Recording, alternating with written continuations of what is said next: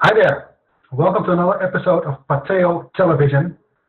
My name is Johan Oldenkamp and I'm the host of this television presentation show, this online presentation show. And in this episode of Pateo TV, I will present Openness on Orange. I will switch off my camera because that's not essential any longer. The title Orange, or Prince of Orange, is related to the Principality of Orange. And that principality used to be a little bit north of Avignon in the south of France. But that principality has ceased to exist a long time ago. I will explain that in this episode. It's a very small principality. It's a little over 100 square miles. So it's not really big at all. And all the fuss about Orange and Prince of Orange is all related to this principality. Here's an ancient map from 1625, and it was named in those days in French Principauté d'Orange with an E instead of an O, so Orange instead of Orange, Orange.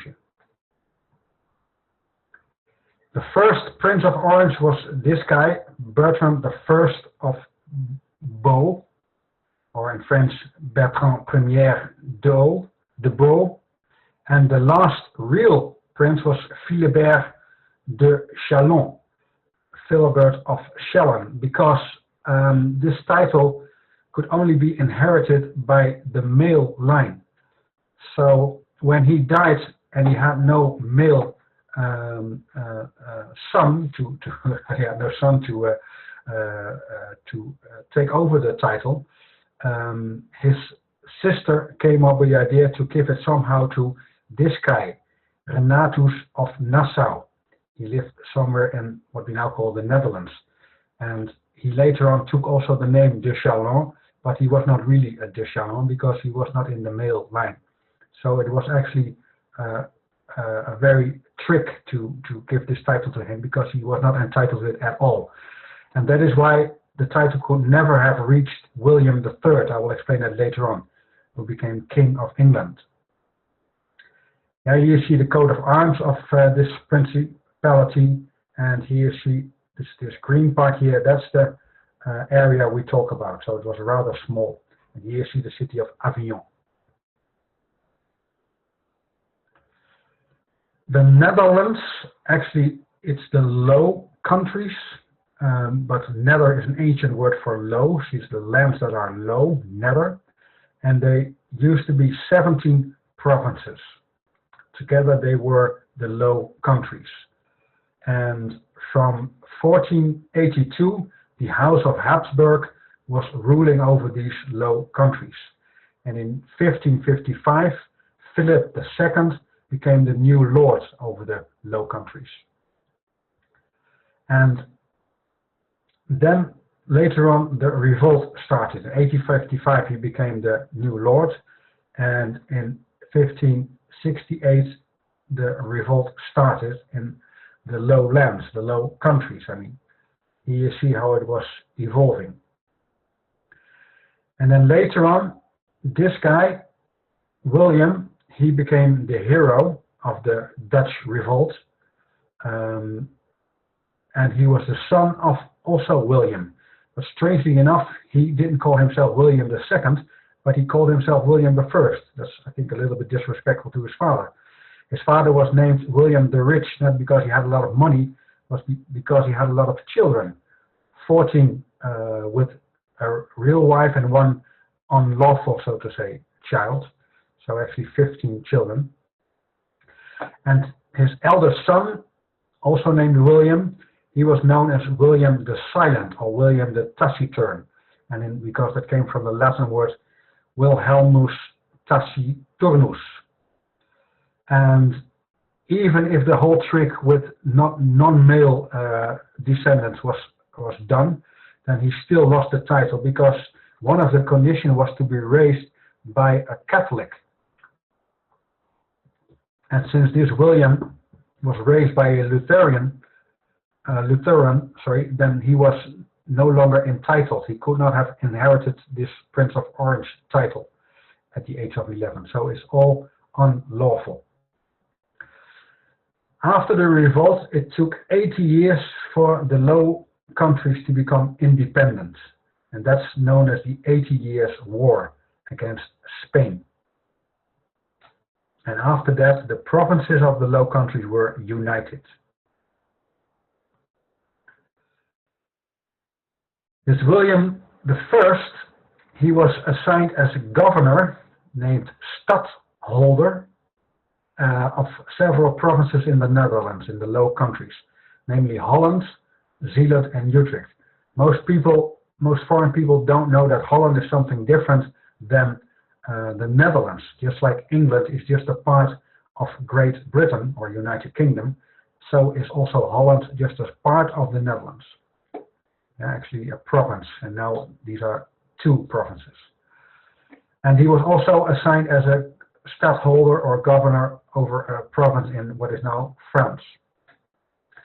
But then the iconoclasm started, and people were fed up with the French monarch, and also fed up with the Catholicism. So they destroyed everything that's related to that, and it was that started in 1566, and here you can see how it spread it from here all the way to the north in the Netherlands, the Low Countries. And a year later, he laid down his functions because he didn't want to serve any longer under Philip II, and he retreated to where he came from, and that's Nassau. So actually, he was William of Nassau. And then the next year, in 1568, in October, he came with a large army and went into Brabant. And that was the formal start of the 80 Years' War. And then, later on, they decided that this is the national anthem in the Netherlands, which is a little bit strange, because why would you make an anthem and then sing at the end of the first part, "The King of Spain I have always honored"? No, you have fought war against the King of Spain for 80 years. So it's completely ridiculous, this sentence here.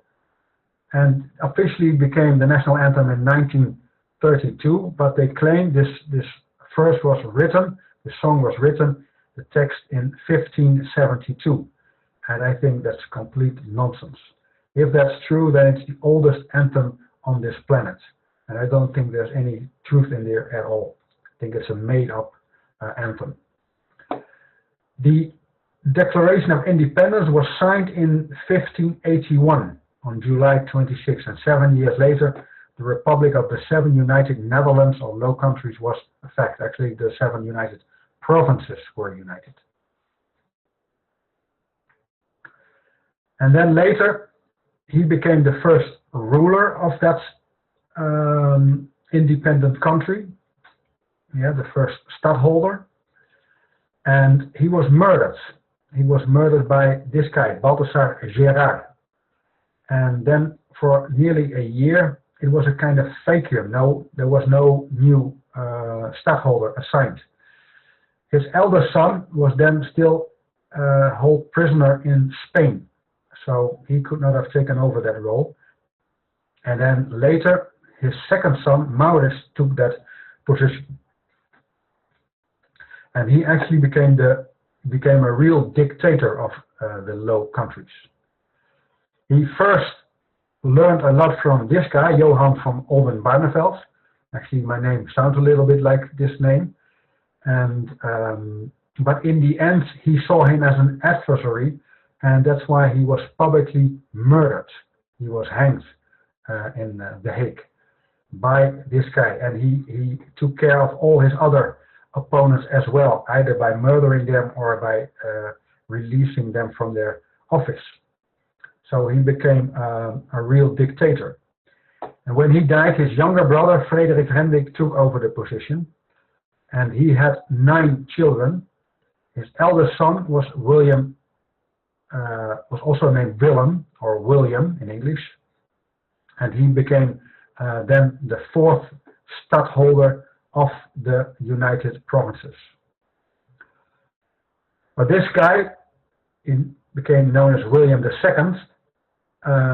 He tried to overtake the country because he had no longer control over the Netherlands, and he played a coup d'etat in Amsterdam in the year 1650, but he failed, and soon after he also died of smallpox. And when he died, and actually the whole Van Nassau family had no longer control over the Netherlands, 2 days before he died, his son was born. And yeah, of course they wanted his son to succeed the father, but that was a little bit tough for them to come up with this, because the people in the Netherlands were actually fed up with the Van Nassau family. But somehow his mother, Maria Henriette, was a daughter of the King of England and also a granddaughter of the King of France, so she was a powerful lady.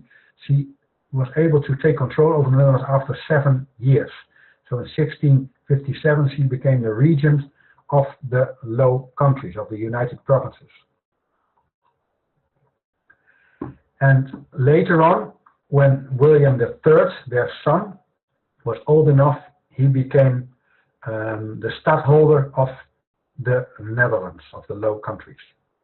But not of all, of 5 of them actually, 5 provinces. But before that, his mother asked her far cousin, King Louis XIV of France, to help her, because she was in a lot of difficult situation in the Netherlands, because nobody really liked her. And she was seen as a foreigner, and what was her business in the Netherlands? So she asked him for help, but instead of helping her, he annexed the Principality of Orange, and that was the final ending of that whole principality. The title Prince of Orange was already gone, long gone, but now also the principality was gone. So everybody who still talks about the title of Orange is a little bit not good informed, so to say. And he also became, this William III, also became the King of England in 1689, and King of Scotland and Wales as well.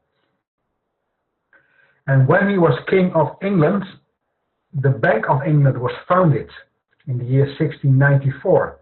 And here you see the Lord Keeper at that moment, actually the Lord Keeper of the Great Seal, and later on that title was renamed to Lord High Chancellor of Great Britain. But now that function, that title has no longer any real value. It's just a ceremonial title. But in those days, it represented the King of England, and that's why he could sign this bill in which the bank was founded, the Bank of England. But when he died, William III, the Van Nassau family had a problem. Here you see a younger sister of him, Albertine Agnes, and she married with William Frederick von Nassau-Dietz, and he was stadtholder in the north of the Netherlands. There are 3 provinces there, Drenthe, Friesland and Groningen, and there he was stadtholder. And his grandson, Johan Willem Frieso, was the stadtholder of only Friesland, because Groningen and Drenthe no longer needed a stadtholder, but Friesland still had a stadtholder, and that was this guy. So he was a far cousin from William III. And he was 15 years old when William III died. And the family tried to put him in place of stadtholder of all the provinces.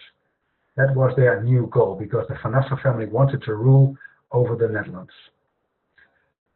He later on married to Marie-Louise von Hessen-Kassel, and they got 2 children, a daughter, Anna Charlotte Amalia, and a son, Willem Karel Hendrik Frieso. And he later on became known as William IV. But when William III died, then his son was only 1.5 months old, so it was far too young to become the new stadtholder. That's why his mother became the regent. His father, William III, by the way, died in a canal in the Netherlands when he was only 23 years old.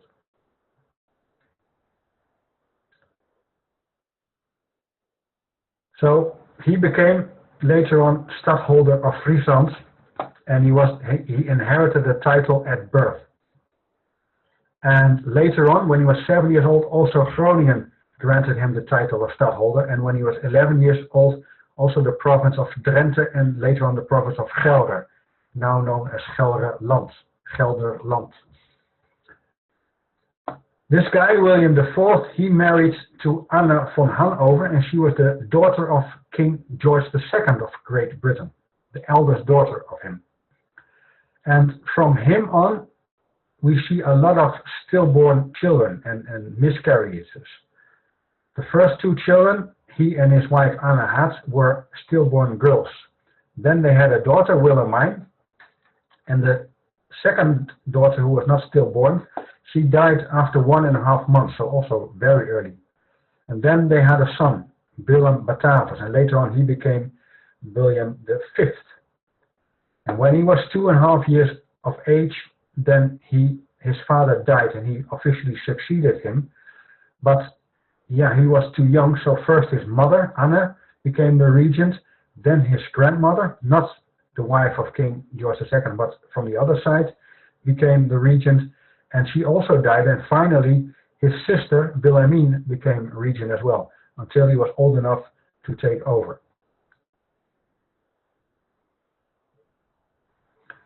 And William V, he married Frederica Josefina Wilhelmina von Hohenzollern, and they had 3 children, a daughter, which was nicknamed Lulu, a son, Willem Frederik, who later declared himself King William I of the Netherlands. I'll come back to that. And they had a younger son, but he died when he was only 24 years old.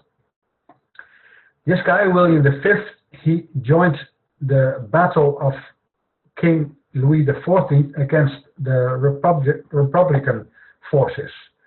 Yeah, they want to overtake the monarchy in France, and he joined the King of France.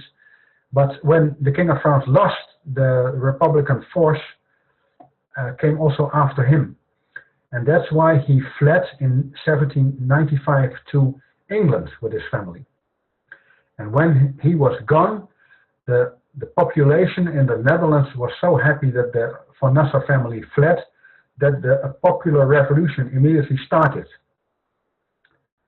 And already on January the 19th, the Batavian Republic was announced. Yeah, people said, we now have a republic. There is no longer a stadtholder or anyone ruling over us. And it lasted for 11 years. I'm not proud of the history of the Netherlands related to Batavia and the seizing of what is called Dutch India. That's horrible what has happened there. But I think it's good that the people, the population in the Netherlands stood up and said, from now on we are a republic. But then Napoleon, Emperor of France, said it's no longer a republic.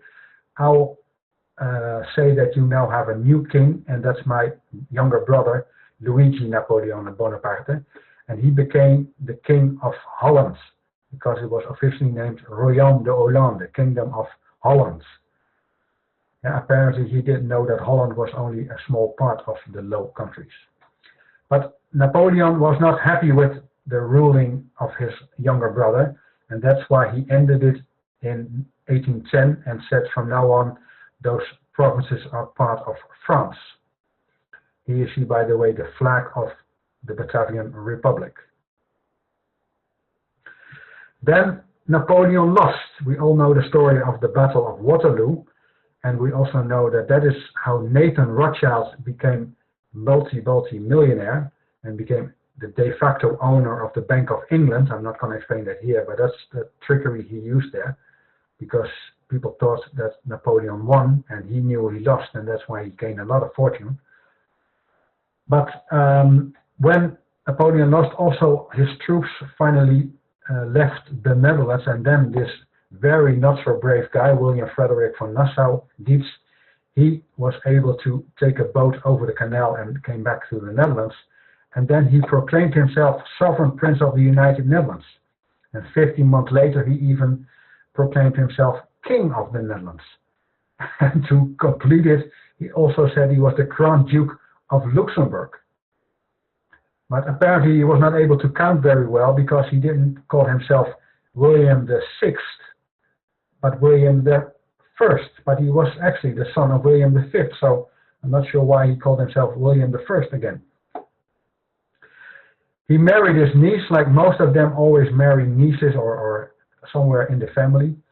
And also he had two stillborns. Yeah, he and his niece Wilhelmine had two stillborns. And they started to live in the Palace Noordeinde in The Hague. But in 1839, the Belgian people were fed up with this guy, and they said, we are no longer part of your so-called kingdom. And that's when Belgium became independent. And actually the people in the Netherlands should have done the very same. Since then, this is the official motto of the Netherlands, Je maintiendrai, I will maintain. Well, the I in here is the family von Nassau. They want to maintain their ruling over the Low Countries. But it's completely based on nothing. And the official flag used to be orange, by the way. And later on it became red, and it's not clear why that happened. Cannot find any reason. Then the elder son of this William the First, named William the Second, or William the Second, he married to the younger sister of the Tsar in Russia. Her name was Anna Pavlovna von Holstein-Gottorp Romanov, and I'll come back to Romanov here. And they had 5 children. And their eldest son, Willem Alexander Paul Frederik Lodewijk, he became later William the Third. And there's a lot to say about this William the Third, because he was nicknamed King Gorilla, and that's because his sexual misbehavior. And that's why he also got a sexual illness. He became infertile because of syphilis. He apparently did it too many, and so on. Here you see an anonymous libel. It's titled From the Life of King Gorilla, and that's referring to him, this guy. He was married to Sophia Frederica Matilda von Württemberg, and she was the granddaughter of another Tsar of Russia. They had 3 sons, but none of these 3 sons was able to produce a grandson or even a granddaughter. So they all had no children. The middle son, he died when he was 6 years old, so that's understandable. But I'll explain now why the other 2 sons did not have children either. Here you see William III when he was older, and here is Sophia when she was older. The first son, named Willem Nicolaas Alexander Frederik Karel Hendrik, they used to give a lot of names to their children. He would have been William IV if he would have become the stadtholder, or the king of the Netherlands, but that never happened, because when he was 33 years of age, he fell in love with Matilda. But William III did not give permission for that marriage, neither did the parents of Matilda did that, and then he was so disappointed that he went to France, this William, and he did everything that was actually forbidden by God, so to say. So he went to prostitutes, he used drugs and alcohol and all kinds of things. And William III knew he would never give him a grandchild. And his younger son would not do either that, because he was homosexual. So then he had a big problem. No one to inherit the throne. And that's why they came up with this trick. The 61 years old William III married the 20 years old Emma von Waldeck und Pyrmont. But at that time he was already infertile due to syphilis, so he was not able to give her a child. And that's why she was given a child by this guy, Sebastian Matthäus Sigismund de Ranitz. He slept with Emma and she became pregnant of him. And that's easily proven because their daughter, Wilhelmina, she had tone deafness. And that can only be given to her by a parent. And in the von Waldeck on Pyrmont family, there is no tone deafness, neither in the von Nassau family. But Sebastian de Ranich, he had also tone deafness. So he gave this so-called disease to Wilhelmina. That's a clear proof. And they tried to make her popular by giving a peppermint the name of Wilhelmina. And that's why the Dutch population had to somehow embrace her as their new queen. Well, that's not von Nassau Wilhelmina. She married later on to Heinrich Vladimir Albrecht Ernst von Mecklenburg-Schwerin. And he was supposed to give her a child, but he failed. They had no live children. The first one was a miscarriage, then a stillborn, then another miscarriage, and then they were so desperate that the trick they then used is to adopt a child. This child, what you see here, is the picture of Juliana, but Juliana was not a child of Wilhelmina and Heinrich. Later on, they still tried to have a child of their own, but it resulted in 2 more miscarriages. Here you see Juliana as a baby, here is a young girl, and here is a young woman. And if you look at the faces, you can see that she is not the child of these 2 people. There was an elderly woman, and she was staying in the retirement home Nijenstede in Amersfoort. And when in 1960 she said that Juliana was her daughter. And everybody thought the woman has lost her mind, but she spoke the truth. And she used to live in Zoest, that's near Zoestdijk, where she later lived, Juliana. Because her parents lived in Het Loo, that's a castle in Apeldoorn in the Netherlands. And there was also the family gynecologist of the family. He was tucked away in a mental institution in the year after that, so this was 1960, this was June 61, and because they were afraid he would start to talk. So the family tried to keep this hidden for the public as long as possible. But yeah, many people brought it in the openness, and I'm doing that now very soon. This Wilhelmina was, by the way, the only owner of the Bataafse Petroleum Maatschappij in Dutch, which means the Batavia Petroleum Corporation, and that later became Shell. And both this so-called Van Nassau family, which is a fake Van Nassau family, and the Rothschild family, they are the main owners of the Shell Corporation nowadays. So Juliana, who was not a Van Nassau and not even a daughter of Wilhelmina, she married too, with this guy. And this guy, Bernhard, he was the greatest villain, and that's even a nice name, nice way to refer to him, villain of this family. He was member of the SS, the Schutzstaffel in Germany. That's a kind of protection department of the Nazis. And he was member of this Dutch party, which was promoting Nazism in the Netherlands as well. And he worked for IG Farben, it's a German company with all kinds of bad history.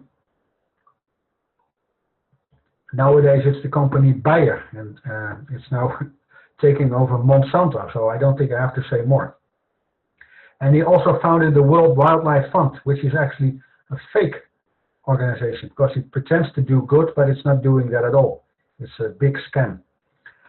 He took a lot of money from this company, Lockheed, for selling airplanes to the Netherlands, and that's why it was a lot of debate about him. But that's only the tip of the iceberg of the bad things he has done. He has also a lot of illegitimate children, and he co-founded the Bilderberg meetings. The first one was in 1954 in Hotel de Bilderberg in Oosterbeek, the Netherlands. And that's why they still got the name, the Bilderberg meetings. Yeah, and the European so-called elites, they come together there once a year to make their secret plans. We already live in a scam democracy, but this Bilderberg meetings make it even worse. They had 4 daughters, and their eldest daughter, Beatrix, here she is a girl, became the next so-called Queen of the Netherlands.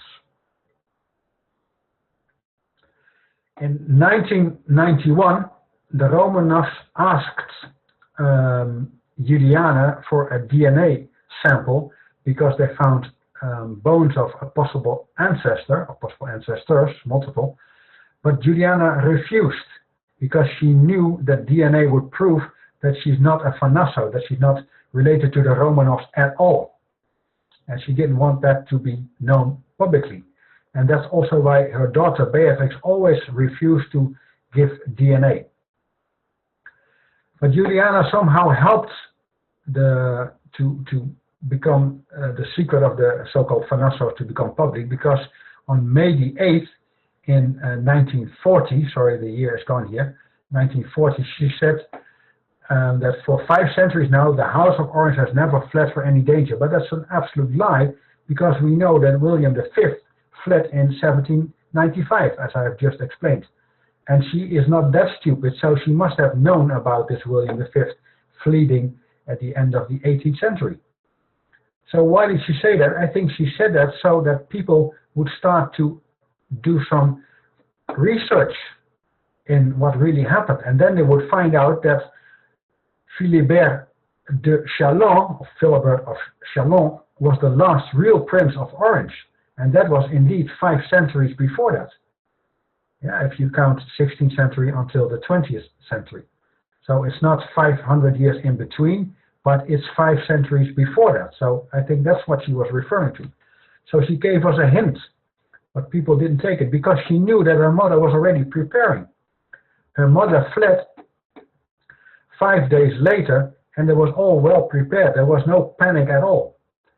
And because of the constitution in the Netherlands that states that the head of the state has to be on the grounds of Dutch territory under all circumstances, and she violated that statement there.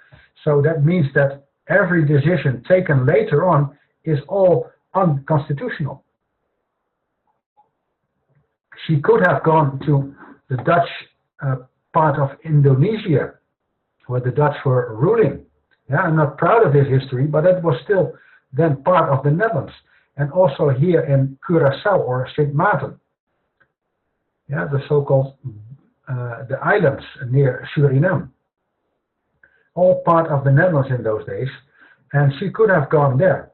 But she decided to go to Buckingham Palace, and that's why she violated the Dutch constitution deliberately. So this means that they are no longer entitled to whatever they think they are entitled to. Then the daughter of Juliana, Beatrix, she married another German. So for many generations, they all married to German families. They had 3 sons. Their eldest son, actually named Alex, he later became the new so-called king, and he should have called himself King William IX, but he didn't want to use ninth behind his name, because then people would start digging up and they will find out that there's something wrong in the whole family history. Even if he would have put William IV, people would still find there's something wrong with this family, and that's true. The second son, Johan Friso, he was actually gay, and he just married for window dressing with this woman, Mabel Martina Los, and she later took on the name of her stepfather, Bisse Smit, but she used to be the girlfriend of a mafia guy nicknamed the Long and the Reverend. Yeah, he was head of a lot of criminal activity in the Netherlands. So it was not really a good catch, this Mabel that Johan Friso got. But they still got 2 daughters. And this Johan Friso died a really strange death. He had an accident when he was skiing, and then he was in coma for long, but there are many question marks here. And the younger son, he married to Laurentien Brinkhorst, the daughter of Laurent-Jan. He is Laurent-Jan Brinkhorst.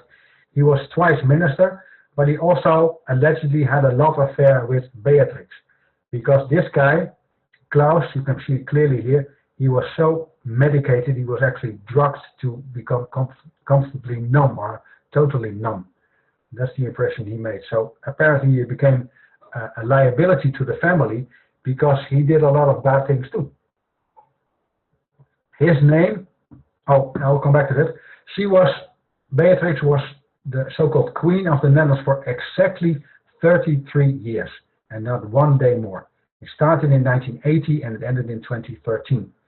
And the biggest uprising in the Netherlands was on this date, 1980, April 30, because the people did not want her at all. And we should have, the Dutch people should have been a little bit more brave and make an end to the dictatorship of this Van Nassau family.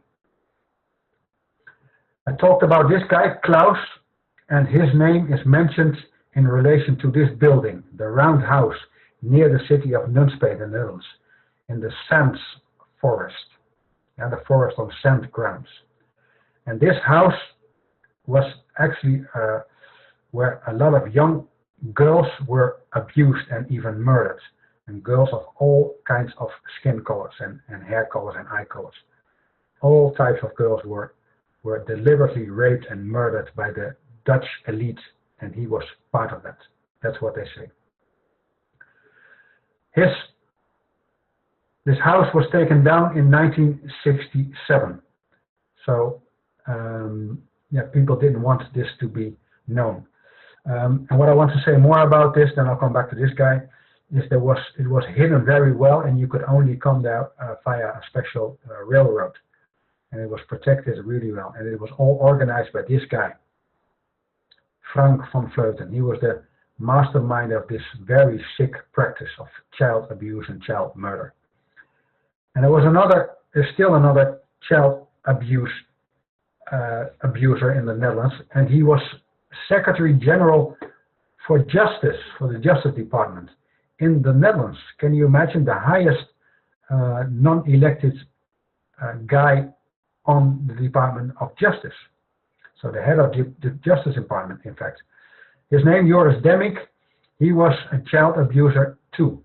But apparently he knew a lot of the dirty secrets of this so-called Van Nassau family, and that's why he could blackmail them. And that's why they never really allowed him to be convicted for what he did.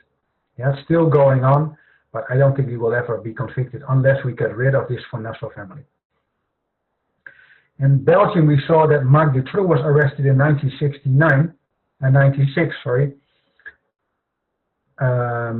because he was collecting, so to say, a lot of young girls, but he wasn't abusing them himself. He brought them to the Belgian elite, because there's also a huge group of so-called elite people who abuse young children, especially girls, but also boys, and even murder them. And he was bringing those girls to them, and that's why, yeah, he was. People were very afraid that he would start talking. And immediately after he was arrested, about 30 people died. Yeah, so-called suicide.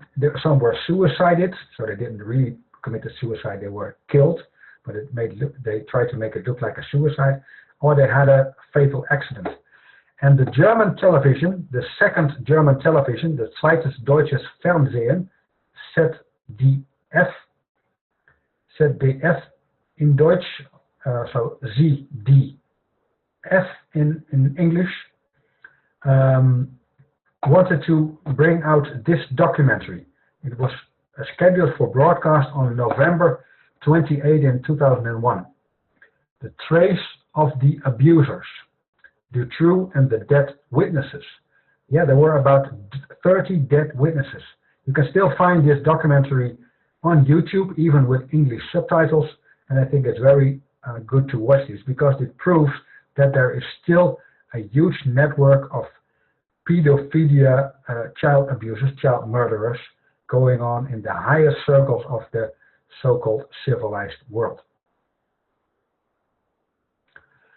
And then, to conclude this story, this guy, who now thinks he's king of the Netherlands, he married to a daughter of a dictator friend, because Jorge Videla became the head of Argentina, the boss in Argentina, in 1967 on March 24. And from that day on, her father, Jorge Sargueta, became the Undersecretary of State for Agriculture. And later on, he also became the Secretary of State for Agriculture and Livestock. So he was huge friends with this guy. So he must have known that about 30,000 people disappeared, so-called disappeared. They were pushed off an airplane without a parachute. He was also responsible for what happened in those days. And it's very remarkable that his daughter was allowed to marry a prince of the Netherlands, yeah, a guy who would have been the next, and actually became the so-called king of the Netherlands. And now she is officially the queen of the Netherlands. Can you imagine? And these two are related, because he is a great-great-great-grandson of Caspar Halbach, and she is the great-great-great-great-granddaughter of Peter Halbach, and they were brothers. Yeah, they were sons of Peter Halbach and Isabel von Clementhammer. So in far away, they are still marrying within the family. They still do this. The family is doing this for long, and they still do this up to this very day. The Dutch people didn't want this guy at the wedding of Alex and Maxima. But what his mother did, Beatrix, she just rented the hotel at the opposite of the Dam Palace of the so-called Van Nassaus, the fake Van Nassaus. And in that Krasnopolski hotel, they had a party, because she also brought her own staff, and he was there the whole night partying with them. So she doesn't care. This family doesn't care what the Dutch people think. Yeah, they are imposters, and most of them are criminals as well. So he is not of Orange at all. He's not even of Nassau. Yeah, it's a big scam. If you want to learn more about my work, then I strongly advise you to watch this video course. This video course consists of 30 parts, and each part lasts about 2 hours. So what I just presented was the last part of episode 24, the Power Pyramid. And in this episode, I also explain everything about the so-called royal family in England, United Kingdom. And I explain everything about the Rothschilds and the Rockefellers and all the other families that think that they can rule this world. It's all explained here, but it's only one of the 30 episodes. I explain much and much more, because Holy Science is about everything. It's about the whole. In fact, Holy Science is the healing reunion of sane science and sound spirituality. The science that we find at university is not real science. It's a belief system. I call it scientism. And that's not sane at all. It's very insane. It has all kinds of dogmas. And it's a disgrace for real science. And the spirituality that we find in religions is not sound at all. It's very unsound. And it can even make you sick if you believe in all that nonsense. And also New Age is a religion, and the same is true for the UFO ET religion. It's all very unsound. If you want to learn the truth about everything, then I advise you to start studying Holy Science. Become an apprentice of Holy Science. And that's the way you can become a wizard, a sorcerer, because Holy Science enables us to become a sorcerer again. That's why we are here. In the old days, science and spirituality were two parts of the same coin. But in the 17th century, universities, when they came up, science became more and more disconnected from spirituality. And that's the reason why we have a complete soulless science, a dead science. Scientism is a dead science taught at the universities of this day. I thank you very much for watching this episode. If you have liked it, then please share the link to this video and as far as wide as you can. And if you want, also subscribe to my YouTube channel.